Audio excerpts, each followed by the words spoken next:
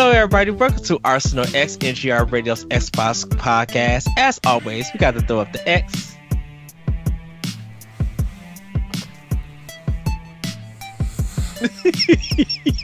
Hit me with the guns. Because we're about to throw down. I'm your host, Eddie V. Joining me is Bossman himself, Mr. Corey Dirrig. Hi. Hi. Our fellow co-host Jesse Douglas could not make it this episode. He is handling some family things, so we just wish him well, safe journey that where he's at, and hopefully things are going out fine. But hopefully he will be back. So we won't be having a too long of a show. We are going to talk about what we've been playing / some gear up.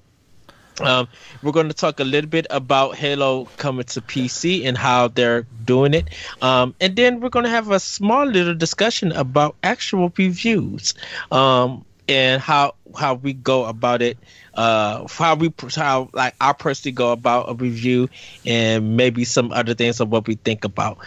So we're going to get you guys really in and get out. So I'm going to start this one.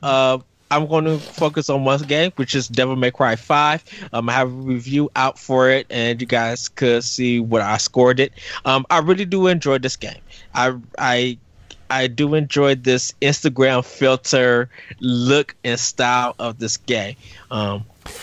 Is it better than DMC? No. Okay, I've been hearing that. So, okay, before you continue, the one thing that's like really making me mad now is like, you know how when DMC came out, everybody hated it except us. Everybody hated it. Everybody loves it now.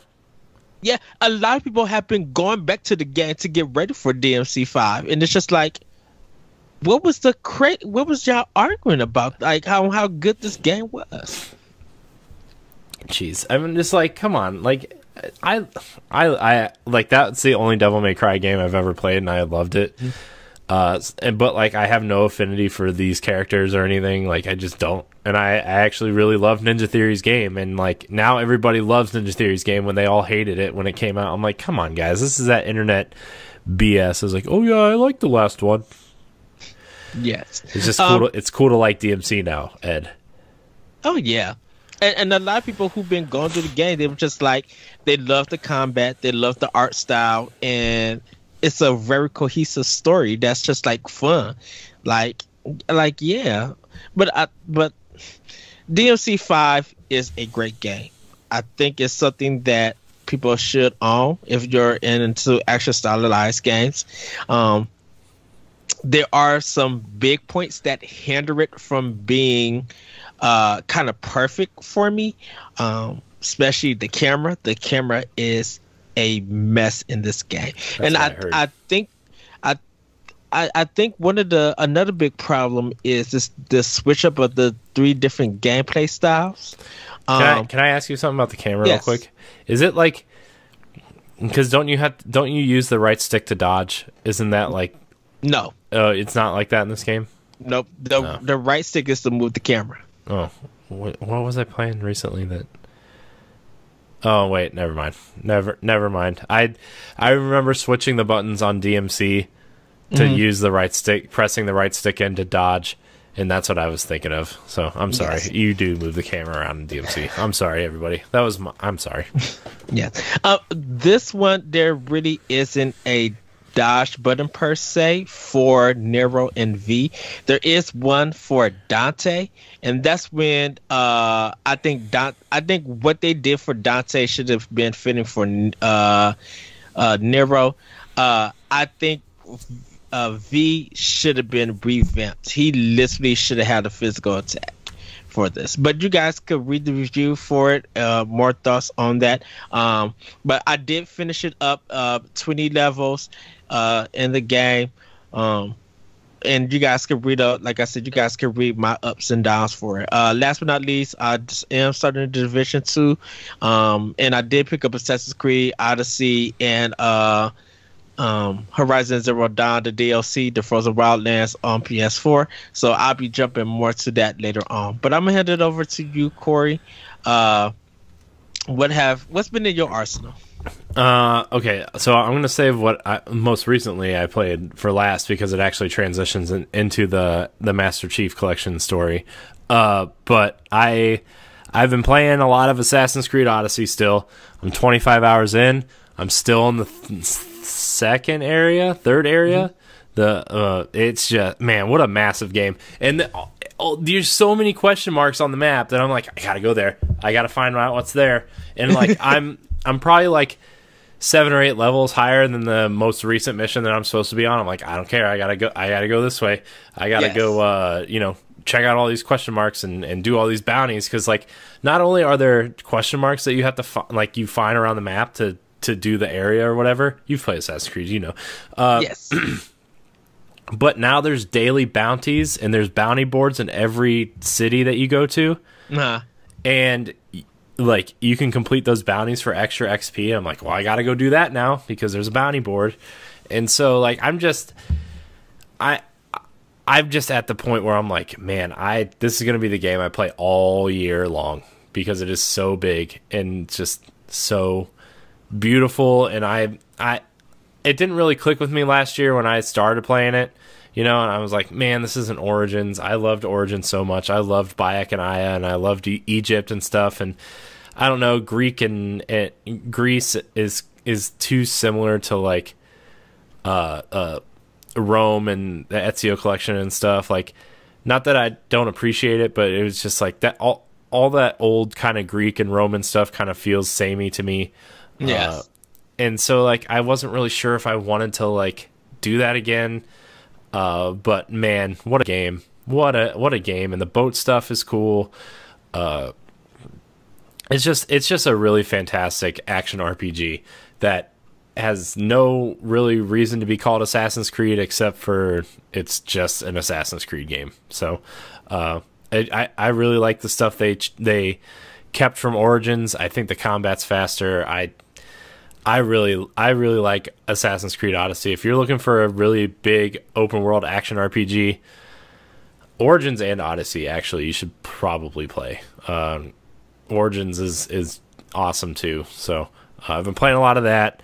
I played about 3 or 4 hours of The Division last night with Moose. I got it on PlayStation because my Xbox is currently being dumb and only wants to connect to the internet like at particular times of the day for some reason. So I played a little bit with Moose last night, and it's The Division. I don't know how to really describe it to people. It's basically just more Division, which is fine, and I really dig it. I think the shooting is their third person shooting team, whoever like designed the third person shooting in The Division, that is a masterclass of third person shooting. And this is coming from somebody who loves the Gears of War series. So I really hope the Coalition played some Division when they were developing Gears 5. That's all I'm saying. Yes. Shooting the guns feels good. The kick on the guns feel good. Getting a headshot feels great. It's that balance that they put in that game that really makes it. Yeah. It's totally just, it's super balanced. It's super clean. I didn't really experience any crashes or slowdown or anything. I know some people have. It's just a really awesome game. I love The Division. It's really cool. I'm actually really realizing that I really just love Ubisoft games, like in general, just their structures of like, here's this big open world, go do stuff, and who cares what you do, just go do it. And it's just, man, it made me want to like pick up Far Cry because I've never played a Far Cry game really. I actually repurchased every single Assassin's Creed game for just to have them all on one system. It's man, I love it. I love these Ubisoft open world games, man. They're fantastic. And I actually haven't played one. I have two, but didn't go through it. Then Brotherhood I have, but didn't go through it. I have Unity and stuff. Like a lot of the Assassin's Creed games I have. I haven't played, Yeah. But like the current ones I own, I just need to play them. I really like the direction they're going with Assassin's Creed, by the way. Just the open world action RPG stuff, getting away from like, I really appreciate the old games and stuff, but I think this direction they're going, which they kind of showed a little bit in Syndicate, and then they took a year off and came back with Origins. Like, the direction they're going with Origins and Odyssey and what I think a lot of people are expecting to be called Legion, the third game in this kind of trilogy that they said this is set up to be some sort of trilogy. So I just think the action RPG way to go is just, it's phenomenal. What a direction to go with these games. And I really appreciate, I love Black Flag. Like, I really appreciate that too, but like trying to go back to those old games compared to what they are now, it's like, whoa. So I've been playing a lot of those games, and then Apex Legends I've been dabbling back into. It's a phenomenal game. I'm terrible at it, but I still love to play it, even with randoms. Came in second place last week, so that was cool. I didn't really contribute a whole lot, but whatever. So been playing that, and what was the other game? Oh, I played some more Anthem. I really want to like Anthem. I really do. Like, I really want to like Anthem. I think the gunplay feels good. I think the flying feels good, but I couldn't connect on Xbox, because my Xbox won't connect to the internet. But then when I did finally connect, like, the servers were down. So I ended up playing a little bit on PlayStation, and the game crashed on me twice. The third time I loaded in, I got into a mission, halfway through the mission, and then we got to the boss. I shot the boss twice, and then the boss just disappeared, and we got a mission complete screen. Wait, what? Yeah, I shot the boss twice, and like his health barely moved, right? And we weren't there nearly long enough for us to be like kill him in 2 or 3 shots each, right? We weren't there. We weren't high enough level. We weren't there long enough for him to even remotely be dead, right? And he just disappeared, and we got a mission complete screen. And so I was like, okay, I'm going to wait on Anthem a little bit. I want to play Anthem. I really do. I want to get back to it. But just the things that I've been experiencing with that game, I want them to kind of fix a lot of the things, which they have been. They've been really good at listening to the community and fixing some of the loot stuff. And I think this first Cataclysm event that they're doing this month is really going to change some things and bring a lot of new features to the game. It's that Destiny thing where, like, I'm going to wait 6 months and jump back in and play a fantastic game, right? Yes. So, because like the pieces are there, the pieces for Anthem are there. They just need something that will bring them all together and just kind of thing. For you audio listeners, I just kind of moved my hands together like a puzzle. But lastly, I with the announcement of Halo Reach coming to Master Chief Collection, which I am super excited for because it's the only Halo game I've never finished. And I would really like to play that with you guys, with you and Jesse. Just because I don't know, I feel like when Reach came out, there was something happened during that time in my life where I just didn't get to finish it, and so I think for me personally, to finish that game would actually be really like a personal kind of victory for me in terms of things, and doing it with you guys would really be awesome to do. So I jumped back into the Master Chief Collection. I started playing some Halo 2 multiplayer and Halo 4 multiplayer. Yes. Dude, those games look fantastic. The Halo 2 remake looks amazing. And in Halo 4, I was I forgot I was playing Halo 4. That's how good it looked. Like, it looked amazing. Oh, on the one? On the 1X. Yeah. And we were playing SWAT. I was in the SWAT match, and like I was getting like real into it, man. Like a battle rifle, taking guys out from across the way. I was like, but then like at the start of the match, I was like walking around, and I stopped and was just staring at the battle rifle. I was like, is this Halo 4? Did I mess up? Am I playing Halo 4? And like I paused it and I said, yeah, you're playing Halo 4. And I was like, oh, geez, this game looks amazing. Halo 4 looks almost like it might look better than Halo 5. Wow. I'm not kidding. The work they put into Halo 4 and Halo 2, like it looks at least just as good as Halo 5. It looks fantastic, man. Like the work they put into Master Chief Collection is just it looks so good. So that because it's in 4K, right? Yeah, it's 4K, 60 frames a second, HDR, all that stuff. I don't have any of those features on my TV, but that upres just makes it look.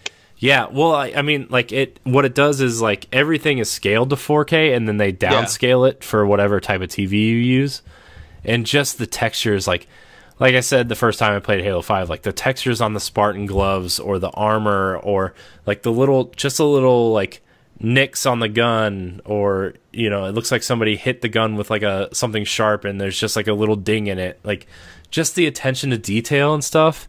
I am continually, every time I turn Halo on, I'm just like, oh yeah, I forgot how great these games are. And just jumping back into Halo 4 multiplayer, I played Halo 4 multiplayer for like 2 hours the other night. Nice. And it was just like, man, it reminded me of a time in my life where I was like, I'm not dating anyone.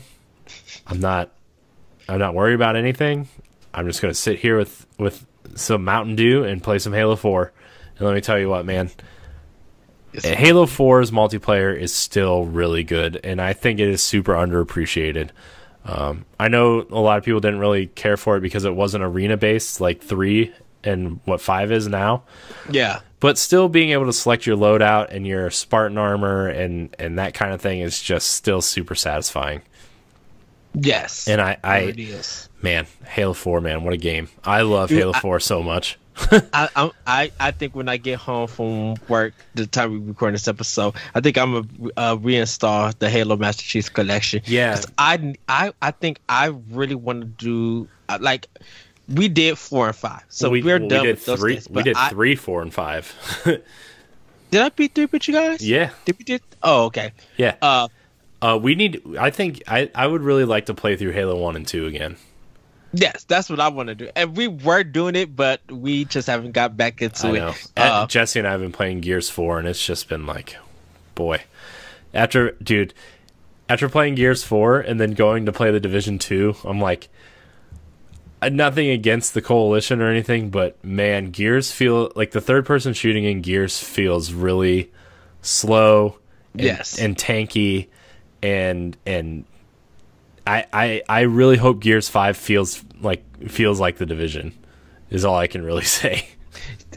Yeah, speed it up, and like you can still make it action packed and cover based, but speed it up and like really make it engaging. Yeah, and make some of the guns. Everybody. Oh, I was just gonna say, Corey, go watch our discussion about this. We talked about it a little bit on Power Block and on AX last week. Mm-hmm. Like, really go watch that discussion and like hear us talk about it, because I agree with you guys. Like, Gears feels a bit dated by now, and I think with Gears 5, with the way that it's going, yes, after like to me, even playing after the Division, after playing Anthem and stuff, it needs to be better. It needs to be quick. We talked about the weapons, how they need to be useful. Like, Gears 5 need these things to be make it important for people to be like, it still has a Gears feeling, but it feels fresh and improved. Yeah, and like I think that's something, transitioning back to Halo, so we can get into this Halo conversation. Like, as simple as Halo's weapons are, they all feel unique and they all feel useful, right? And that's something that I don't think Gears does well. You need a Lancer and you need a shotgun, and you can play dude. When I played Gears 3 on Insane by myself, I never used anything other than a Lancer and a shotgun, and I still feel that way with Gears 4. And I think Halo does a really awesome job of making all of their weapons feel unique. Yes. Oh man, that battle rifle though. Yes. So, with that, everybody, we're gonna get to some Arsenal news. And this one's gonna be really quick. Everybody know that the Halo the Master Chief Collection is coming to to PC. It's coming to Windows and Steam.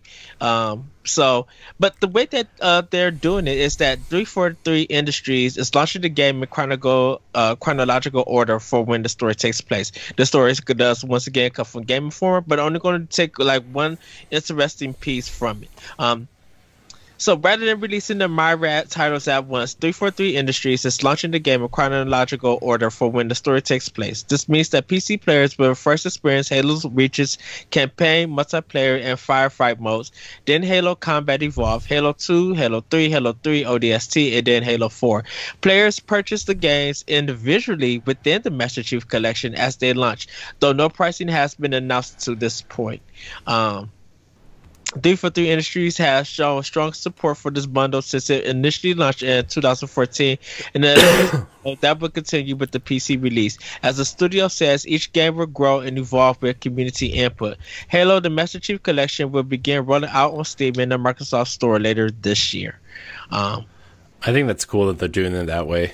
I think that's what they probably should have done on Xbox, but at the same time, it's like, a lot of PC gamers do a lot probably almost all digital at this point, unless you get some cool collector's edition, whereas a lot of people who play console games still go physically, so like I understand that they couldn't really do that with Master Chief Collection, but yes. I think it's cool that they're releasing them in chronological order, and I'm like, man, I wish I could have like waited to play all the Halo games in chronological order and see the story kind of unfold like that. So yeah, I'm kind of at odds with this, and I think it's because of the pricing. I want to see how they price it. Well, I think each game's going to be $10. I think probably that's what I'm thinking. Or if you order if you just buy the game, it might just be $60, right? If you buy the Master Chief Collection, you get everything for $60. Yeah, because that would be good, because ODST and Reach needs to be in there. Yeah. And if it's part of the $60, I would be down for it. I wonder would they also do that? So if you buy it on Microsoft Windows, I wonder if that's going to be part of the Play Anywhere. Also. I think if you already own it on Xbox, you get it through the Microsoft Store. You just got to buy Reach and ODST. Yeah, correct? I think ODST is $5, so I think Reach is going to probably be around the same thing. Except for the fact that it might be $10 because you get because their multiplayer stuff is free, so the campaign might be $5. Yeah, because I still need to buy Reach and ODST, and if they're $5 each, then I definitely would buy them, and kind of will follow what they're doing. It's like playing them in order. Like I would love to play Reach before Halo 1 and then Halo 2. Yeah. Also, like putting the Master Chief Collection on Steam, I think it's a kind of a surprising move by Microsoft, but it's also a smart move because Steam's install base is insane, right? And so like. The thing is, I wonder if they're going to allow cross-play between Steam and the Windows Store, which I think would actually be really smart if they do. I know Microsoft is really open about that, but I know that there's been some controversy in some other places, like when Call of Duty released on Steam in the Windows Store, there wasn't any cross-play. So that's like the one thing, I think, but yeah. Hey, my wife's home. Yes. Sorry, everybody. The noise. Just my wife walking in the door. Guest appearance. And my baby. Oh, yes. So we're actually going to get into the last part. We're going to actually talk more about this Halo. We're going to hold off the Project X Cloud being on everything until Jesse comes back, because we're going to have an actual show on that discussion. So we're going to get to our Arsenal Exchange, and that's kind of about reviews. Me and Corey was talking late last night, one night, and we kind of talked about some reviews, and we haven't finalized anything about it. But we don't have no review crew. as a state, if we all want to play a game and we want to personally put a review out on our blogs on NGR Radio, we can do that. We have that free reign. For me, I've never been a person who does a lot of reviews. I usually will play a game, do an optional opinion feature for it, or do a personal blog for it. Sometimes have comments with some people that has been very divisive. I would say some people see it as questionable content, but for me personally, and also everybody, go check out. Jason really had a great episode with me and Kyle. We had a discussion about he said it's called The Art of the Review, and we had a great discussion about it on how we all individually go about reviews and stuff. Like you mentioned, Corey, about how people are now enjoying DMC Devil May Cry. The game got heavily reviewed really good, but it didn't sell well because people had a viewpoint. It's because it's also that internet thing too, where like people blew it out of proportion because they were rebooting Devil May Cry, and the hardcore fans wanted a continuation of what happened in 4, and we got Ninja Theory's game instead because they wanted to take it in a new direction because 4 didn't review very well, right? And so now that with DMC 5, we're kind of going back, and we kind of had that discussion earlier of like people are starting to come back around on DMC, and it's like, well, too late now. You're already back to 5. So I don't know if they're going to end up running both series, side by side or whatnot, but like DMC or Devil May Cry 5 seems to be reviewing super well. I'm really happy for the hardcore Devil May Cry audience that loves that series and everything, Yes. Like I said earlier, I've never played a Devil May Cry game. The only one I've played is DMC, and I really loved it. I do want to check out Devil May Cry 5 at some point.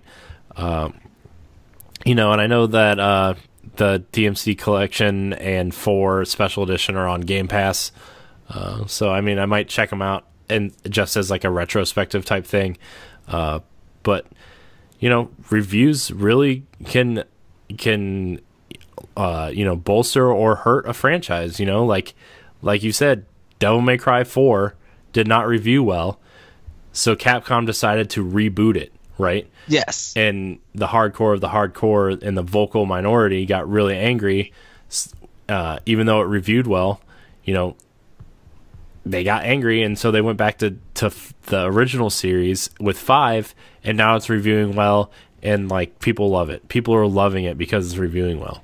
So yeah, and that's for a lot of games. It says that when you go a review to help you, if it not persuades you, but if it motivates you to buy a game or buy that game, if you were interested in it, then you could use that review as guidance to help you. If it tells you kind of like, stay away from this or wait for a sale, they want you to make sure that, if you want to still go support this game and this developer and publisher, you can. But be aware that this is the things that are in the game that may get fixed or it may not get fixed, and you will have to just accept.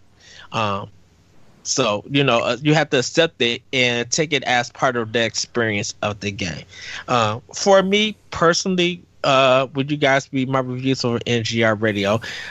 I try to... I'm going to start with my scoring first before anything else, before we even talk about scores. So everybody sees that I use a 5-coin Yoshi thing, and I do that generally for me because it's easier for me to review with. In case if I feel like I want to give something a 7 or I want to give something a 3, I could easily give a Yoshi coin thing, and there will range between that number. So if you feel like if I feel like a game is a 7, I'll give it like 4 coins or something. It's still good, but it's not what I expect it to be. Yeah, I haven't reviewed anything in a long time, and that's kind of because I'm just busy, and not that I don't want to. I really want to. There's games I want to review, right? I just haven't had time to sit down and just do it. But like we had this discussion, I think mid last year, of how like I think like the 5-star, the 5 Yoshi coin system works because like I think a 5-star rating is just a good rating system, but on the other hand is like people aren't gonna hate you for giving it like a 7.9 or a 5.9, you know, like that. That those numbers in between is just like, well, people are gonna hate on you no matter what. Whereas like if you think a game's okay, you give it a 3. If you think a game is kind of bad, you give it a 1 or a 2-star, right? Like there's more wiggle room in between the rating systems that way. Like you basically said that. I like to repeat what Ed says, guys. I just it's so and the thing about it is that some people who read my reviews sometimes be like, okay, your review has kind of been harsh, and the score doesn't match that harshness in a sense, and that is some things to be for some, and this happens just in the review things process for a lot of people. It's just that you are giving your own opinion, and sometimes your score might not reflect what your opinion may be, because you could talk about all the problems, but 2 or 3 of the things could outweigh those problems that would make it have that review score. For example, a lot of people look crazy at me because of my Red Dead Redemption 2 score and what I had and the contents that I have for there. But it's just like, if you kind of read different reviews and stuff, some of the things that I mentioned that others have mentioned kind of affects the score. Yeah, I mean, like the thing too is like, if you don't like the way a reviewer reviews things, maybe like you should find a reviewer that is more in line of the taste of the games that you like to play. Like I read your Red Dead Redemption 2 review, and I didn't play it, but I totally, like, just anecdotally, I totally understood where that score was coming from. And it's like a lot of people have come around on kind of agreeing that maybe Red Dead is the funnest game to play. It's just artistically and graphically, it's an amazing looking game, but maybe like the controls aren't the best, you know, like that kind of thing. And so like if you're reviewing a game, maybe you should find someone who is more in line with the games that maybe you like, you know, like if you are a big Destiny fan, I'm just using this as an example, right? Yes. Where let's see, what's a good example here? IGN, right? Destin Legary kind of is the guy to go to for loot shooters, right? If you like Destiny, maybe you should read his reviews on the games that are kind of like Destiny. You know, like he reviewed Destiny and Anthem, and maybe currently reviewing The Division, like that shared world genre of game. Yeah. And maybe you should check out somebody like that. And like, you don't want somebody that doesn't like those games to review the game, right? Where, okay, if you like Destiny, maybe you shouldn't read a review for somebody who doesn't like games like Destiny, right? You know, maybe if you like games like Destiny, maybe you wouldn't read Ed's review on Destiny, right? Because, you know, you're not the biggest Destiny fan, and that's okay. It's just not your type of game, right? It's just reviewing things and reviewers, and finding reviewers who are into the same games that you is tough, but that's why there's multiple outlets, multiple sites, multiple reviewers out there. So maybe you find someone who's more in line with your thinking, you know? Yeah. And maybe that reviewer is not going to like a game that you like at some point too, right? It's and there's different experience of gamers who do those kind of reviews, because like you said, Corey, that they have been part of that. They've been part of that series, or they've been part of playing that kind of genre of games. Like for me, I'm trying to go outside the box and play different games and stuff. So yeah, my reviews and stuff are going to be very different. Some might say that at times it's going to be biased, but it's going to be for me. My thing is that like if the quality is there, if there are good points that's there, I'm going to have to talk about it. There are some things that's not going to be in other people's reviews that I am going to address. It might hurt it, or it might, it might better the review, but it's something to look at. And sometimes if you want to have a discussion about the review, have a discussion about it. Oh, go ahead, Corey. Oh, I was just saying, yeah. Oh, so, but I just want to just touch about that, because the thing about it is just like the way that I played Crackdown 3 and I gave that review, and then playing Anthem, which I didn't review.